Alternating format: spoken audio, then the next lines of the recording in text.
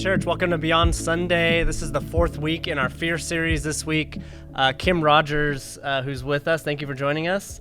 And you spoke on the fear of rejection, and you did a great job. Thank you. You were right on target with what I think when we were planning the series, what we hope to be able to accomplish with this weekend. So it was awesome. I'm just going to jump right in to my rejection story since you got to share yours. Yes, that everyone heard if you watched the sermon. So it was beginning of sixth grade year, the day before school. My best friend walked to my house, knocked on my front door, and said, I don't want to walk to school with you tomorrow because I don't think we should hang out in middle school.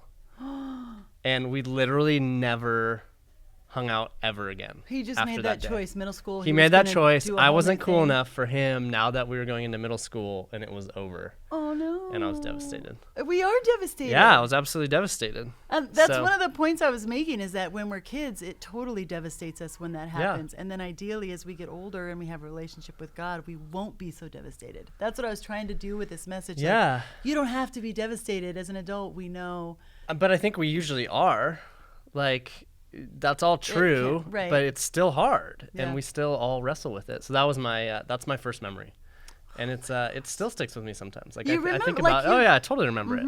There's no way I could forget it. So, I thought that it strikes a nerve with everyone, this message, because we all have this fear. We all have those stories, and you know what? Sometimes I think I forget about how much it affects me. Like, my first thought is, no, I don't have that fear. Like, I'm fine. Like, those stories don't have any power over me. And then, like, when I really sit and think about it, like, for me at least, I have to dig a little bit more to realize, wow, they actually do.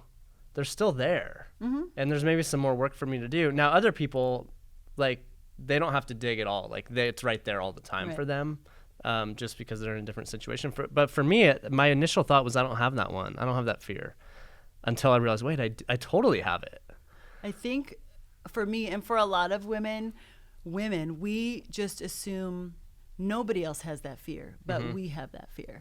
And like, maybe somebody won't like us. And it takes us right back to junior high. Like, if there's any sort of bit of rejection, we're right back in junior high, feeling insecure and all those things. It's so interesting how that happens. I actually contacted two of these like Instagram influencer women that one has like 137,000 followers. They have a lot of followers and their life is perfectly shown in these curated squares. And I asked them, do you struggle with the fear of rejection? Because people will look at your site and think that must never be an issue for you. Right, yeah. And both of them, yes. One of them said, yes, when I go and meet people, I wonder, they might not like me for me. Yeah. And so it's like, it's no respecter of persons or celebrity or finances or anything. Everyone kind of carries it in the background a little bit in the shadows where maybe you're not always aware of it, that I'm afraid maybe I won't be enough or somebody won't like me. Yeah,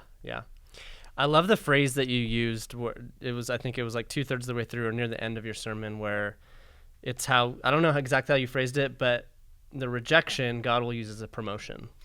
Something like that. How did you say that? Man's rejection can't keep you from God's promotion. Yes, that was good. Because I was talking about Joseph, like his brothers had totally rejected him, but look how God promoted him. And when I was writing it, I had the thought, man's rejection can't keep you from God's promotion, but also sometimes it's man's rejection where God begins his promotion. Like, we're going along our way and man's rejection actually bumps us into where we need to be, or into a position where the soil is maybe a little more ready for God to plant his dreams for us or what he wants to do. And so even if we've been rejected and it's a painful time, God can actually grow something even better than what we had before. The rejection, it causes us to search. It causes us, if we grow through it and we choose to grow through it, it causes us to dig a little bit deeper and find things about ourselves that God is going to change or improve. I know that's been true for me. I remember the first time I got let go from a job, I was at a software company, and I actually went on a missions trip with Cornerstone.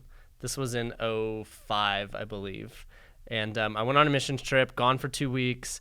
The plane landed at the end of the missions trip, and I pulled out my BlackBerry to like start like loading my emails and stuff, and it wouldn't connect. And I'm like, that's super weird. My BlackBerry won't connect. And so I had no service all the way driving home. We got to our house. And, later that day, I was like flipping through the mail and I found a Cobra notice in the mail. So they had shut off. And then between my phone not working and getting the Cobra notice, I'm like, Shauna, I think I'm fired. Like I lost my job while I was on a missions trip, like doing good for all these people. And I lost my job. It ended up being the biggest blessing because it was an okay job. Mm-hmm. But I got a much better job. I got a severance package. Like, okay, woe is me. But it ended up, like, I actually found a new avenue for my career that was way better. Right. That was a way better fit for me. It actually drew out what I was better at. Mm-hmm. And it took a week or two of just being, like, moping around and, like, woe is me. Why didn't they want me? Mm-hmm. Before, like, things started to turn and I realized, wait a second, this may be the best thing ever. Like, this may be exactly what I needed for God to take me to that next step that he had for me. Right. I think the key is sometimes just being aware and remembering that he actually sees you. Mm-hmm. Like we've talked about earlier in the series. Yeah. He sees you. He sees that your company just fired you while you were on a missions trip. Yes. And he's working. Mm-hmm. He's working. He's not going to leave you stranded on a raft in the middle of the ocean. He's going to work and move and just keep submitting, you keep listening for a spirit to tell you what to do and where to go, and he will work his will into your path. So yeah, I like how you used the story of Leah and her rejection, because it's such a distinct story of being rejected in such a specific and hurtful way. And it's fascinating how Jacob, who was a deceiver, got deceived in that way. Like that's kind of funny in a way. It's sad but funny. Yeah, like he got his just desserts, I think, in more ways than how old. I mean, we don't believe in karma, but there's like you had that coming, right? Yeah. Like he took the firstborn blessing and he got the firstborn daughter, for starters, and then he got 4 wives he got 2 wives and 2 extra ladies that they could just fight all the time about children and him and who was loved more. I mean, the guy sounds terrible. He kind of paid. That sounds horrible. He kind of paid the price. He's like, forget it, Esau, you can have it, whatever. Another thing about the Jacob story and the deception is I thought about that I couldn't cover in the message was sometimes we fear rejection from someone, especially with a reconciled relationship, and we don't want to call and we don't want to reach out and try to patch things up because we're afraid. But with Jacob and Esau, Jacob was so afraid to meet up with Esau again. He was so afraid because Esau had wanted to kill him. And in the story, he's got his whole family and they're coming together, and Esau just hugs him and welcomes him, and they introduce their families like Esau had moved past it. And I think it's such a good thing to remember that sometimes we are expecting rejection from a place that there isn't going to be, and that it's always worth the risk to, especially with something like reconciliation, but in other things to go because you don't know what's going to happen. And I love that part of their story. Yeah, and you're kind of taking us into the part of your sermon that we can talk about a little bit more, and that's okay, what are our next steps in terms of how we heal from rejection? Whether it's something that happened recently or something that happened decades ago, that you poked us a little bit to get us stirred up to say, hey, I need to deal with this. And hopefully people listening are like, yeah, no, that was exactly what I need to hear, because it's going to kick my butt into gear to not let this control me. Right. To not let fear make these decisions over my lives. And so, remind us again, like what's your recommendation? And you touched on it a few things in the sermon that you'd advise us to do to say, okay, here's how you begin to deal with this. Right. I said this in the message, and it sounds so strange, but God really does work this way. Is forgiveness is one of the very first things, because rejection can make us feel very bitter. We carry a chip on our shoulder. We can, as a woman, I'll speak that I know so many women with chips on their shoulder and that are male bash and stuff because of the rejection they have felt. That's not the way. It's forgiveness. And I literally I knew every person's name in elementary school who made me feel stupid or ugly or nerdy or not enough, and teacher, and I forgave them by name up through college. Did you ever call any of them? And Did you ever reach out or Facebook no, message and I'm not anyone? even Hey, on I've Facebook. forgiven you. I have no desire to connect with these. I haven't even for been sure. to any of my school reunions. So forgiveness is key. Absolutely. And even if you just don't, you can't wait till you feel like it, and you can't wait for them to ask for it. We are called to just do it, and it sets us free. So forgiveness, letting go of the bitterness and forgiveness, and then really, for a lot of people, talking to someone will help them. I've done that, and there's so many things that because it's so in the background and we don't talk about it, it can still have a big place in our lives and our minds and how we do things. And but to talk about it with someone else and have them reflect things back, it kind of takes the power off of it. I was just talking to a woman who straightens her hair because when she was younger, they made fun of her for having curly hair. And to this day, she straightens her hair. And her husband's like, I love her curly hair. Well, until she talked about it. And I'm like, are you kidding me? You're letting some high schooler decide how you wear your hair? And you can kind of go, oh, why am I letting what they said in high school affect me now as a successful woman? So talking about it with a counselor, which I know we have here at Cornerstone, some of the deep wounds, some of the parent wounds, some of the racial wounds, some of the things that where you have felt rejection that not everyone is going to understand, talking to someone and kind of opening it up to the light is a way for God to kind of get in there and say, just give it to me and let's look at it together. And then you can begin steps with forgiveness and kind of moving forward into things that maybe you've been kept from because you haven't been able to move past that. And I thought the shadow imagery was so important because the rejection can be gone, but we're still living in the shadow as if it's there. And it's not there anymore. And so there's a point where we have to step out from under that shadow because that rejection is not even a part of our life anymore. And so it's time to come in to the light and outside of that and live who God's created us to be who he's called us to be. Yeah, and that's why, I mean, at the core of the ministry of our church is, besides preaching the gospel and some of the core things of what we do, is relationships. It's connecting people in relationships because that's where we grow, that's where we're challenged the most, and that's where we have an opportunity to take things like this and actually have a conversation with someone about it. And it actually... and bring it out into the light. That's where the power is. It builds... The conversations that I've had while working on this are people sharing with me their rejection stories, and it brings us together. Like I see a whole different side of them, that I didn't know, a part that formed who they are, that they might still wrestle with, which allows me to then affirm them in who they are today and speak truth to them about who they are. So it's actually been really cool at enriching some of my friendships that I've had for a long time because these are stories that we don't just tell when we're hanging out for coffee. They're stories that hang out in the background. And so when we do talk about them, it takes their power and it also allows other people in and enriches the dynamic of the relationship. I've read years ago about foster kids and the rejection that they go through oftentimes in the early years of life, especially between the age of 0 and 3, when they're neglected or abandoned.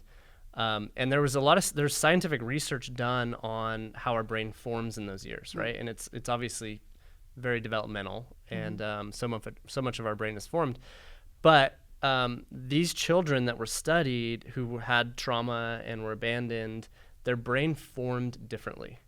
And there's these connectors that form when your needs are met consistently by a loving parent, and when they're not, they form differently, right? And so they cause in a person years later to not be able to trust, to struggle with insecurities in a way where their brain was formed that the world is unstable, and I could walk off a cliff at any point because that's what I learned from 0 to 3 years old. And so I think oftentimes, and it's even after 3 years old, I think that there can be things that happen to us that actually, it's so subconscious and it's formed in our psyche and in our brain that we don't even realize that event or those series of events is actually dictating our life in a way where we just make decisions in a way where we didn't know that that's what was helping us make a decision in a negative way. Right. And so there's a lot for us to unpack. That's it, too. It's not like, always God, the obvious rejections. It's like a false, and I just hate the devil because I think God wants to set up this matrix where we trust and we feel safe and we're safe in his palm, and Satan just replaces that with this, I'm not safe and I can't trust anyone, and he loves for us to live there. And so if we can just go and say, God, where is this false self? Where is this place? Is there any place in me that is living out of an old wounding, that is keeping me from doing or being who I need to be, or keeping me from fully trusting you or whatever? Because that's true. Because it hangs out, I think we don't even realize how much it's driving our life. But that's how talking to somebody helps, because there's reflection back, and it's like, oh my gosh, I didn't even think how that was impacting my fear of relationships, or my, the way I handled myself at work or whatever. They're all, it is connected. Yeah, there are reasons why. But the good news is they're healing. There's absolutely there's healing. Yes, God is healing. The relationships we have can heal us if we bring it out in the light. It's absolutely true. And hundreds, thousands, so many people have been healed of some of those things. Right. Because they dealt with it. And God wants it. God wants us to be absolutely. healthy That's what he does. And whole and that's it. Jesus would heal people and make them of sound mind. And to me, I always see that as anything in our mind that is where Satan has just twisted things. Yeah. That Jesus can go in and make it straight. Yep. And give us right views of ourselves and the world and of God and everything like that. Something that's been helpful is to think about what are the lies that we typically believe about ourselves, or will often, like these tapes that play in our head that are lies about ourselves that we'll kind of buy into from time to time, and write them down. Like make a list. It could be 2, it could be 15 different things that, on occasion I will believe that lie about myself, and I'll hear it playing in my head, and I'll believe it.